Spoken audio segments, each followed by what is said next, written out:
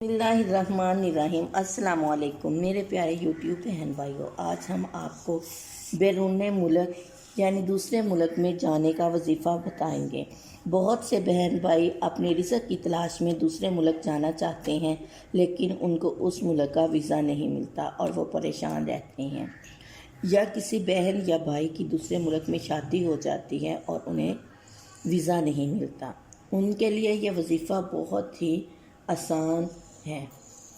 اس وظیفے کو کرنے سے اللہ تعالیٰ جلد از جلد ان کا دوسرے ملک میں جانے کا سبب بنا دیتا ہے۔ وظیفہ مشکل نہیں، وظیفہ بہت ہی آسان ہے۔ وظیفہ یہ ہے کہ ہر نماز کے بعد سورۃ المؤمنون کی آخری 4 آیات کی ایک تسبیح کرنی ہے۔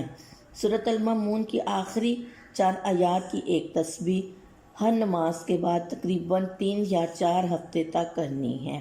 اس کے علاوہ سورۃ والضحیٰ کی آیت وَلَسَوْفَ يُؤْتِكَ رَبُّكَ فَتَرْضَىٰ وَلَسَوْفَ يُؤْتِكَ رَبُّكَ فَتَرْضَىٰ کو کھلا ہر وقت وضو کے بغیر جس حالت میں بھی ہو پڑھنا ہے۔ اللہ تعالیٰ ان کی یہ کاوش ضرور پوری کرے گا اس وظیفے کو کرنے سے۔ آمین ثم آمین۔ صلی اللہ علیہ وسلم۔